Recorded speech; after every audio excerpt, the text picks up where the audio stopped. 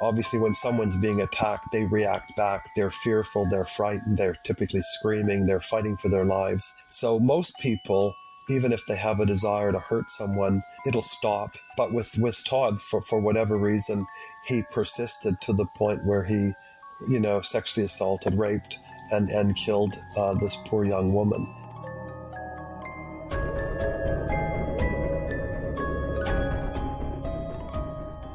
I'm Amelia Saw, and this is Twisted Minds, a podcast about what makes criminals tick and the people who dedicate their lives to finding out. They say because of this CCTV footage, they're moving more and more towards the likelihood that she was abducted. Now that only increases. Police have charged a 41-year-old man with the murder of Melbourne woman Jill Meagher. Adrian Bailey. Tributes are flowing for the aspiring comedian who was raped and murdered while walking home in Melbourne. Aya's father, Saeed, says he's lost faith in the Australian justice system. Today we're meeting Professor James Ogloff. For 35 years, Professor Ogloff has been sitting down with people who've done horrible things. Rapists, murderers, child molesters, kid killers, men and women capable of inconceivable violence. I can have a degree of respect for someone as a person, even though they've done, terrible things. And certainly in the treating work I've done, that's very, very important, because your job is to actually help someone change their behavior, and you can't do that unless you have a degree of respect for them, even though you can despise what they've done. He's also a trained lawyer, one of Australia's leading experts in stalking, and he's been at the forefront of some of Australia's biggest crimes. From interviewing Adrian Bailey, the man who raped and murdered Jill Meagher, to sitting down with the sexual sadist who killed comedian Eurydice Dixon. He also flew to Bali to support the Bali Nine, the Aussies facing a firing squad after they were caught smuggling heroin. But before we get to all of that, I want to try and understand what a day is like in the life of a forensic psychologist. Yes, I was in court. Just part of my work deals with people who are in the criminal justice system who are seen to still be an ongoing risk to the community. When I catch up with Professor Ogloff, or Jim as he's known to his friends, he's on his way back from Victoria's Supreme Court. And the court has different orders that they can manage them. And so I was dealing with one of those matters this morning. Well, that's really interesting because part of your role is, as a forensic psychologist, is to assess offenders, isn't it? And to kind of give the court an idea of whether or not they're likely to continue to be a risk. How do you do that? Yeah, there's a range of different sorts of advice we give the court, but part of it is around assessment of risk. And, without going into detail, there's been a lot of developments over the last 25 or 30 years, which allow us to have indicators that we look at to determine, the likelihood that someone will continue to present a risk to the community. So it's quite a technical piece of work. Just to give you an example, in a typical case, like the one today, it wouldn't be uncommon to spend 50 or 60 hours working on such a case, doing the background work, assessments of the individual, putting that all together, and then coming up with an opinion following the assessment as to the likelihood that they'll continue to be a problem in the community. Essentially what you're dealing with is giving advice that could affect people's safety. Yeah, that's right. I mean, in the end, of course, the court's the one that makes the decision. So they get a range of different pieces of advice, and the expert witness is only one bit of advice. But indeed, we do take that work really seriously and are very aware of the potential outcomes. Speaking of potential risks to community safety, one of the people Jim sat down with was the man who murdered ABC journalist Jill Meagher. In Melbourne, police are searching for a 29-year-old woman last seen leaving an inner-city bar in the early hours of Saturday morning. Jill Meagher, who works at ABC Melbourne as a producer. Jill Meagher was walking home in the early hours of September 22, 2012, when she crossed paths with Adrian Bailey, a convicted sex offender. She was just 450 metres from the flat she shared with her husband Tom, but Jill never made it home that night. Police are looking into bank records today to see if there's any activity and anything. So hopefully they get a location of that if the bank card has been used, because that was the only thing that was with her, the bank card and the phone. She left her purse at home. That's Jill's husband, Tom, in a media appeal for information 2 days later. Any luck with the phone? Has that been any help at all? No, not really. Well, the night she went missing, I rang her about like hundreds of times, but the phone rang but went to voicemail. Then about 8 in the morning, the battery must have died. It went straight to voicemail. So the police I asked the police to look into kind of tracing it, but I don't know if we can if the phone's off. We now know the man who killed Jill was Adrian Bailey, a predator with a long history of rape offences. When Bailey attacked Jill, he was on parole. He had also been given bail for an assault charge. Police have just confirmed to me that they have found items believed to belong to Jill Meagher in Hope Street, Brunswick.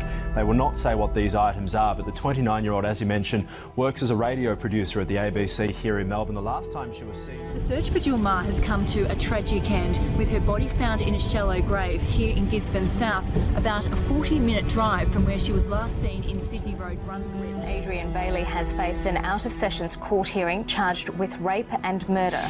It took the cops just 6 days to haul Bailey in for questioning over Jill's murder. When they do, he ends up confessing. And this is where Jim comes in to perform a psychological assessment. How did you become involved with that case? Well, I was actually involved in that case after the murder had already occurred. He'd pleaded guilty, and then I conducted an assessment on him for court to assist with sentencing.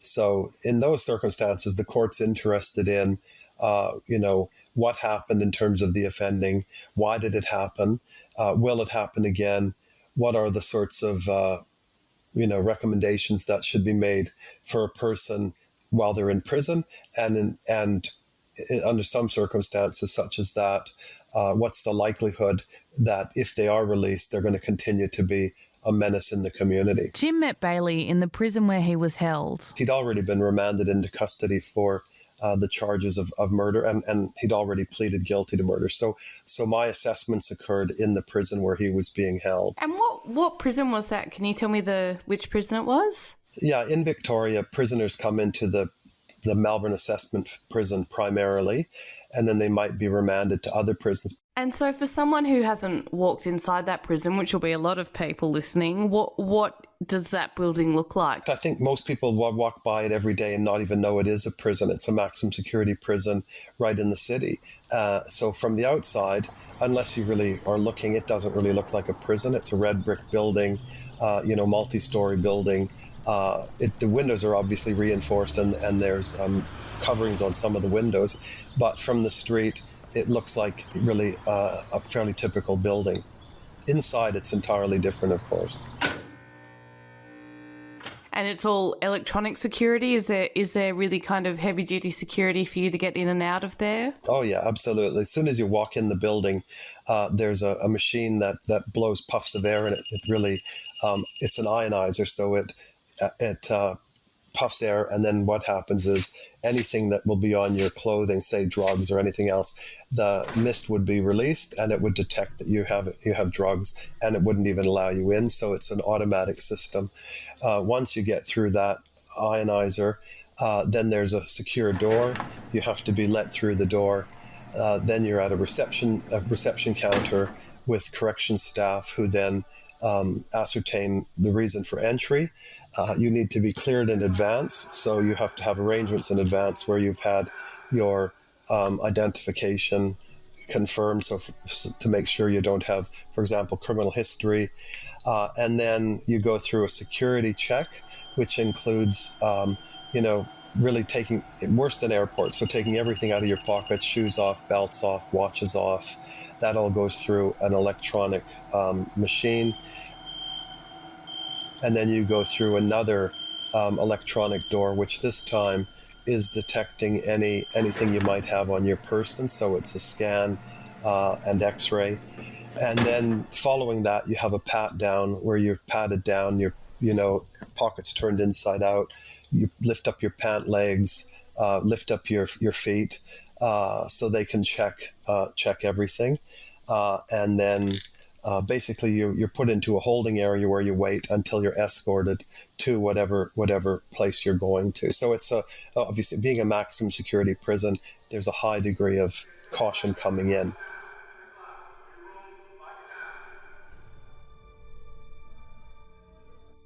So remember, Bailey's already pleaded guilty, and Jim's there to perform a psychological assessment to help the judge understand why Bailey raped and murdered Jill and how likely he is to do it again. It's important for the judge to consider when making Bailey's sentence. When Bailey killed Jill, he had already done 11 years in prison for rape and attempted rape. He's obviously dangerous, but not by prison standards.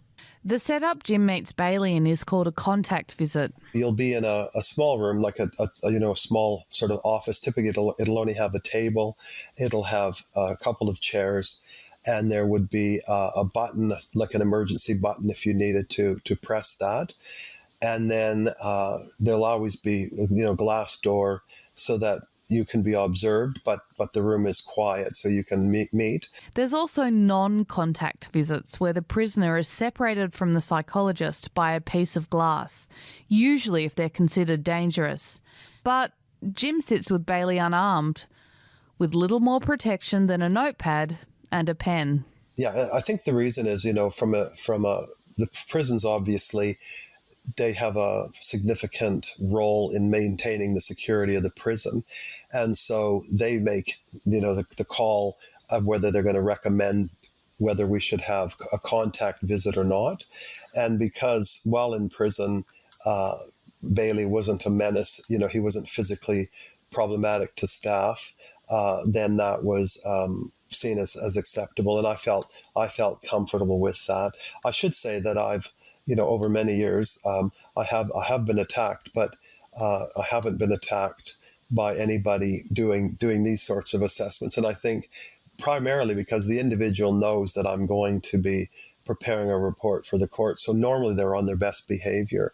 When you say you've been attacked, what can you talk me through one of those instances? What circumstances did that happen under? Well, in the past, primarily when I actually worked in prisons on a day-to-day basis, it was more common. So I had been attacked on a few times. One, just to give you an example, one was while I was conducting an assessment of a prisoner in a prison, and he was very, very testy to begin with, and for whatever reason didn't like the way the interview was going, and so he essentially turned the table over on me and then stabbed me with a pencil which I had before I could have an alert. So when we're working in prisons, or secure forensic hospitals, we'll typically have a personal protection device on us. So if we're knocked over, it'll automatically go, or if we press it, it goes. So it took me time to do that, and then prison staff came. So that's an example. There'd be other sorts of examples, but that's the gist of those sorts of events. Where did he stab you? In the arm. Oh my goodness. Yeah, I think it doesn't matter how long you've been in the job. Sometimes colleagues of mine who are very experienced have been attacked, and it always takes you by surprise because it can happen so very quickly. And we're therefore cautious. But thankfully, like I said, it's quite rare. So how many times do you think you've been attacked? I haven't really kept track, but there would be, differing levels, probably half a dozen times. And by differing levels, I mean even things that turn out to be a non-event, like running a group and having someone get angry and charge you from across the room, but ultimately are stopped or don't come all the way. Probably much more common to have verbal abuse, threatening behavior, people raising their voice. That would be more common. Geez, you must have nerves of steel. Well, I think you develop a sense of, first of all, you're always on guard. There's no question about that. But like I said, I would have worked with thousands now of prisoners, and it's very, very rare. And therefore, I keep that in perspective. In their many meetings, Bailey was telling Jim he had tried to make a pass at Jill, but when she deflected his advances, it made him angry, so he attacked. But Jim wasn't sure Bailey was telling the truth. From the police evidence, and again, part of my job is to look at all the information available in addition to the interview. So I don't just sit down and take what they're saying for granted. So we know from the police evidence that he saw her and he followed her for a period of time. And then, again, his version was that he was trying to, come on to her. Now, I find that not very likely because no one in their right mind would think that in the dark, a woman walking alone is going to somehow be attracted to somebody who's just coming up to them. So my view is that he would have formed a view very early on that he was going to sexually assault her. And remember, he's somebody who had something like 19 prior sexual assaults and rapes from a young age. He was in his 30s when I assessed him, and his offending began when he was a teenager. So that was for him a very sort of consistent pattern. So I didn't believe that he'd made a pass and that she rejected him. What I thought is that once he started attacking her, she did fight back, and he subdued her with a considerable amount of pressure, and that's how ultimately she died. So as to whether he, at what point he intended to end her life, that's really unknown, because again, my view is that probably it didn't occur right at the beginning, because he'd again had many rapes in his life, and even while he was on parole, as we later learned, he had committed a number of other rapes. So it's not like he intended to just particularly kill this one person. But during the course of that rape, obviously he did subdue her to the point where she did die. It was one of those incidents that really attracted a lot of public outrage. And I think part of the reason was because of just how random and violent that attack was. What makes a person want to attack a woman that he didn't know her? I believe he just spotted her walking down the street. How does that happen? Well, I think that, that, like you said at the beginning, it's a particularly horrible case, but sadly, the murder bit is very rare, which is really good. But sadly, as we know, there are just far too many rapes occurring and other forms of sexual assault in the community. So the question you ask is really a question that's really complex. What we know is that people like Adrian Bailey, for a variety of reasons, develop their sexual interest really in the rape itself, forcing somebody to have sex, sometimes hurting them in the course of doing so deliberately beyond that which they would need to do to sort of control them. So it's really the things which we would find most disgusting are the things that they would find most arousing, like trying to get a perfect stranger by surprise and force them into a sexual act. But then something unexpected happened.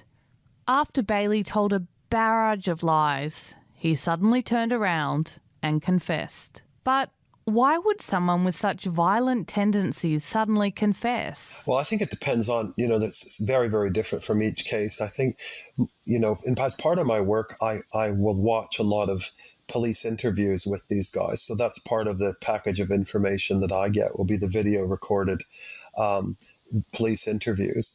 And I think probably the instinct for a lot of people is to say they didn't do it, to try to minimize any kind of guilt. But over time, and the police are, of course, expert at this, typically the individual will realize at some point that, in fact, they've been identified and the evidence is sometimes incontrovertible. And as a result, they may just confess. But a lot of offenders who I've assessed over the years, I think contrary to probably what the public believes, even though they might, like Bailey, get a great deal of pleasure out of inflicting this terrible, rape on someone, when that's done, they often feel particularly bad, and they wish they could stop.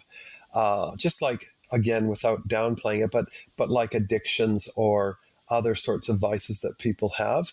Oftentimes, so if someone's a problem gambler, they'll gamble.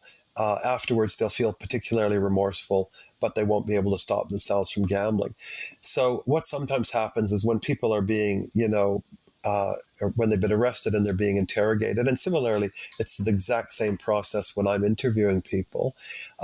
Sometimes for them, it's almost a kind of cathartic experience for them to be able to tell what happened and to explain it. And certainly that's my experience with many people. In 2013, Adrian Bailey was sentenced to life in prison with a 35-year non-parole period for the rape and murder of Jill Meagher.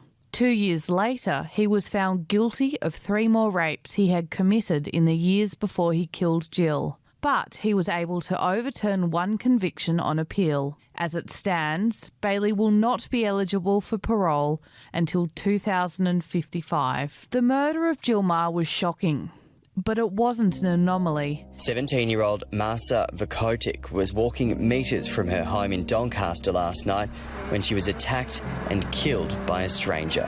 Look, it's very distressing. Marsa Vukotic was stabbed while walking through the Kunung Creek Linear Park in Doncaster on March 18th. Neighbours called 000 when they heard screaming, but paramedics weren't able to revive the 17-year-old. Massa was stabbed 49 times by killer Sean Price, a stranger she just happened to bump into while on her evening walk through a park in Doncaster. The woman found dead near a shopping centre in Melbourne's north has been identified as a 21-year-old exchange student from Israel. Police have appealed to the community as they... In 2019, there was Aya Masawi, an Israeli exchange student who was walking home from a night out in North Melbourne when she was ambushed. Cody Herman bashed Aya with a metal pole before raping and murdering her. Many of the mourners have told us that they feel they should have the right to be able to walk through any park late at night. We try to suck it up and walk through the park anyway and try to claim our space anyway, and to know that she was doing that thing, her right, which is to walk through the park, and that the horrible thing happened to her, just grieves me so deeply. Then, in 2018, there was the murder of comedian Eurydice Dixon. Eurydice was walking home from a performance when James Todd raped and murdered her in Melbourne's Princes Park. Tributes are flowing for the aspiring comedian who was raped and murdered while walking home in Melbourne. The young woman's final movement... And just weeks after the murder, Jim sat down with her killer. At first blush, the murders of Jill Meagher and Eurydice Dixon look similar.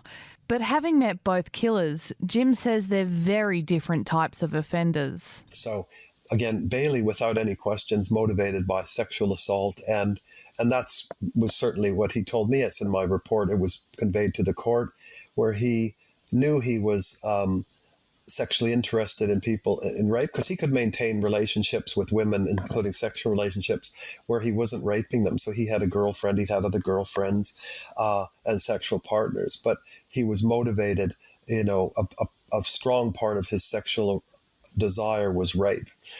So that was a strong motivator. With Todd, very, very different. James Todd had no criminal record when he murdered Eurydice. He was just 19. He was studying at TAFE. He had a girlfriend. But behind closed doors, Todd had some horrendous fantasies. He was fascinated with violence.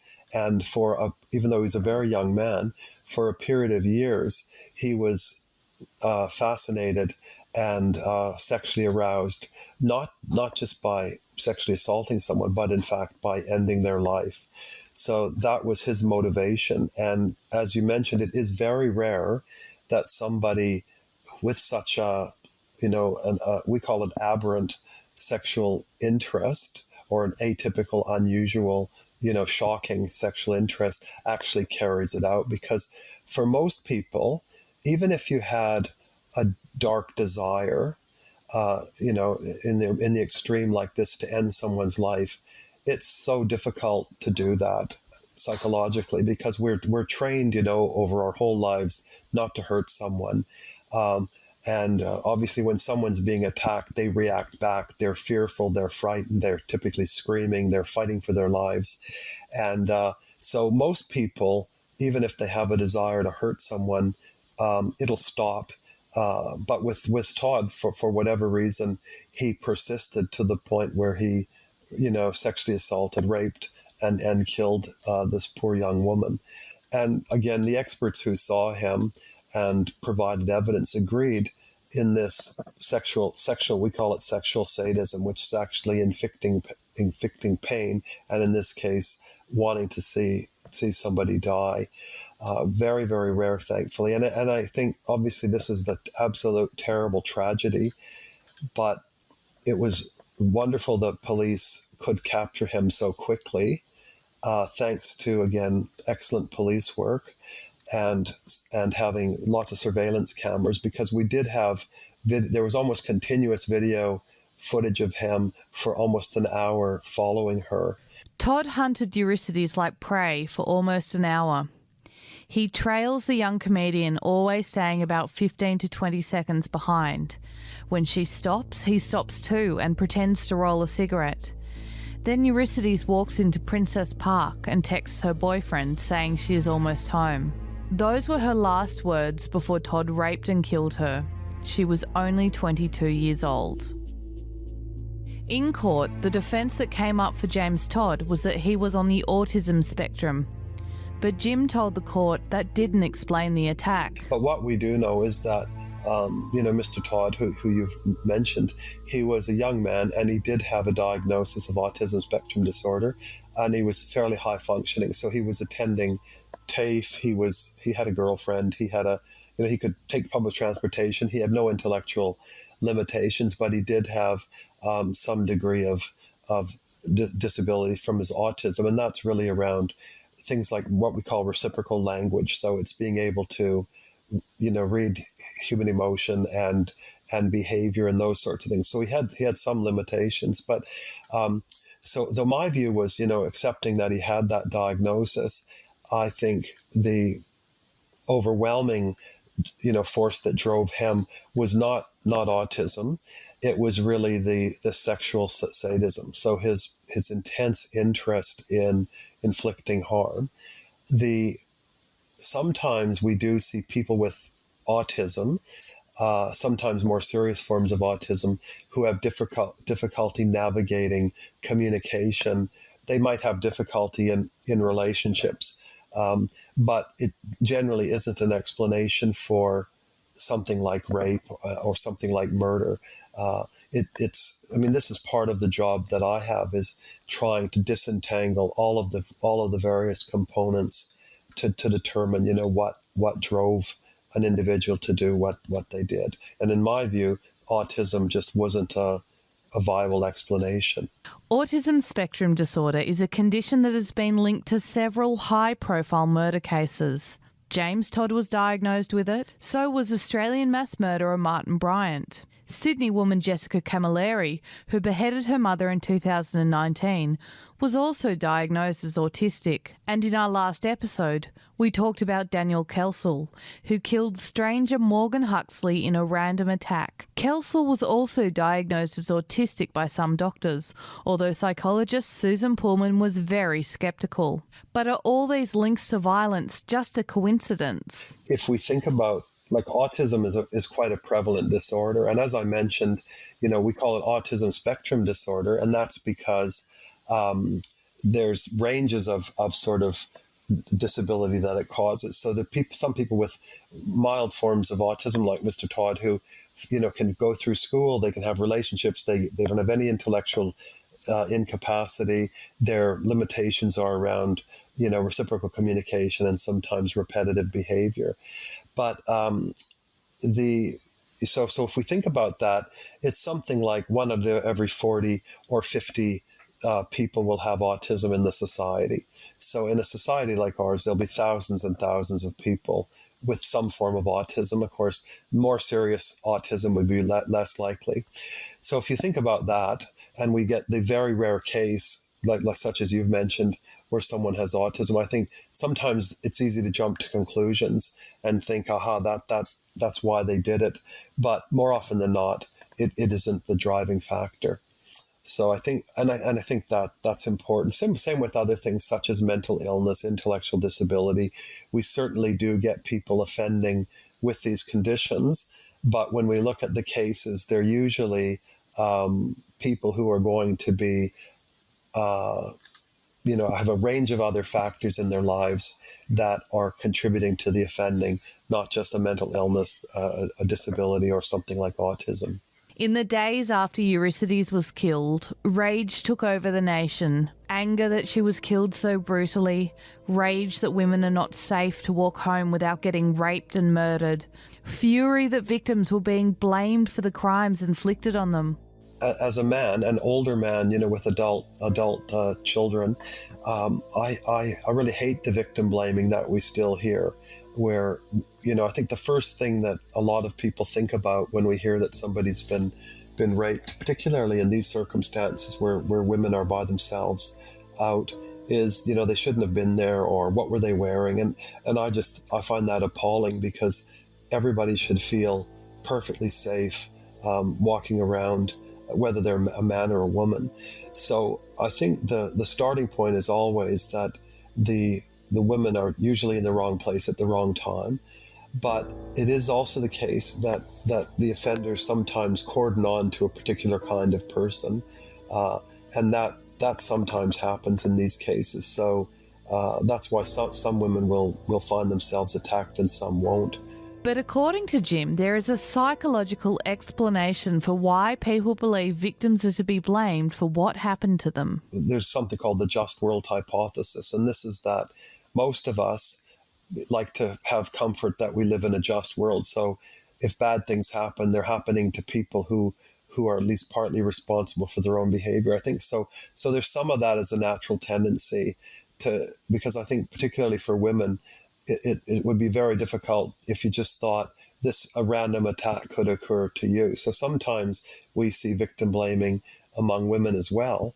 And I think partly because it affords a degree of sort of protection for them. But I think the point is that no one has should be fearful, and certainly no one should be attacked by somebody. James, Todd and Adrian Bailey will remain behind bars for the majority of their lives for the horrendous crimes they committed. But not all crooks are so lucky. Some of them will die for their crimes. Hello, Rebecca Picton-King with you with a 7 News morning update. Bali Nine prisoners Andrew Chan and Myuran Sukumaran have been transferred from Karobakam prison.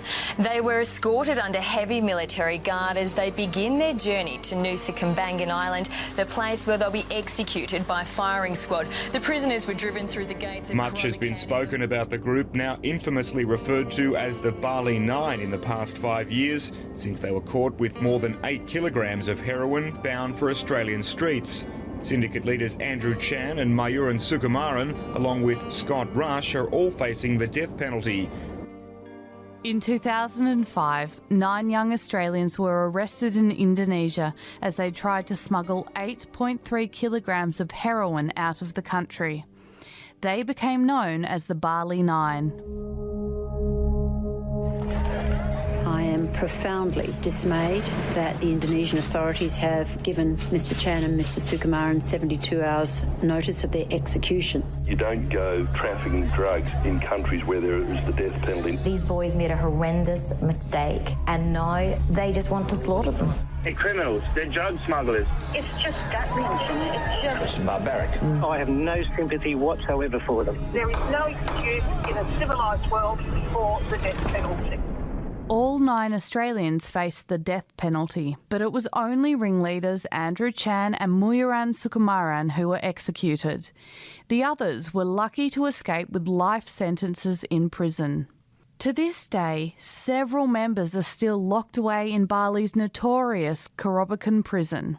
But let's rewind the clock to 2005. The 9 Australians have been arrested and are facing death by firing squad for drug trafficking, and Jim gets a call. He's been asked to go and assess some of the members and give evidence in their trial. I was actually contacted by a not-for-profit government organisation to assist, and ended up going to Indonesia to assess and give evidence about a number of the people, in this Bali Nine. And so I flew to Indonesia and did this, of course, pro bono, so not getting paid, but my expenses were paid. And then my job was to assess them like it would be here and provide evidence in court. Even though he's not getting paid, Jim jumps on a plane to go and help. But he's never been to Bali, let alone a Balinese prison. He's got no idea what he's in for.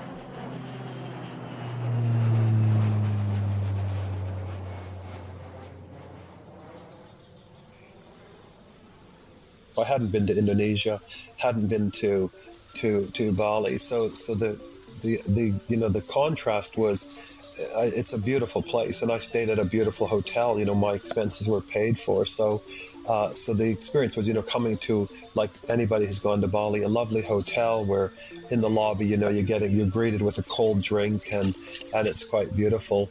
But then, going into this most austere environment, and the culture at the time was such that I needed to essentially bribe people to get into the prison in order to be able to interview these individuals. And, obviously I had to pay cash. I couldn't be reimbursed for that. Couldn't disclose that. So that's what I did. So I attended over a period of days, each day going to the prison to assess the people that I was needing to see, and interviewing them in that environment. And like I said, the prison's absolutely chaotic. So, it's hard. I think it's hard for people who haven't been in prison to imagine. But even if people have been, visiting or in prison in Australia, the prisons, obviously no air conditioning. Windows and spaces are open. There's people literally sleeping on the ground. There's not given prison clothing. The food's very, very bad, very limited. And, there's obviously a high degree of sort of corruption in the prison. So in any case, I was asked to assess three of the 9 people, and I did assess them. And then I was then later giving evidence in the court in Denpasar, which again was very unusual because our legal system is obviously the adversarial system where there's a prosecutor and there's a defense lawyer. It's very organized. You're questioned by the lawyer who calls you. You're then cross-examined by, someone on the other side. There's a judge who maintains decorum. In the Indonesian legal system, it's the inquisitorial system. So there were 3 judges, each of whom ask questions, and there's a prosecutor who seems to be a military person. And in my case, he just screamed at me, in a language I didn't understand, so I had a translator. And so it was entirely unusual sort of circumstance. What Jim did out of his own pocket for the Bali Nine says a lot about him. He is a man driven by ethics and empathy, but having a caring nature can backfire. Jim is one of many health professionals who have found themselves a victim of stalking. And that's somewhat ironic. You see, Jim has been researching stalking for years. If you were to talk to a group of people and you were asking them how many have had experience of stalking, I think you'd be surprised at how common it is. It's just the thing that's less common is the how serious it is. So a lot of people will say that they've been stalked, for example, by an ex, say, partner, someone they were dating, who will text them repeatedly for a period of time. But the more extreme sorts of stalking, for women, it's, estimates vary, but 15 to 20% of women, something like that. And certainly for men, it would be a bit lower, but not too much lower. Jim even runs a stalking clinic in Melbourne where stalkers are assessed and ideally rehabilitated. But stalking is no ordinary crime. It can inflict a huge amount of damage on the victim without a physical act ever taking place. I have a background as both a lawyer and psychologist, so I was quite interested in this because there aren't many crimes that people can be convicted of when they haven't carried out an act other than, in this case, stalking someone, surveying someone or stalking them. But over many years, we now realize that stalking itself is, can be a very damaging if you're a stalking victim. And I myself have been stalked a couple of times.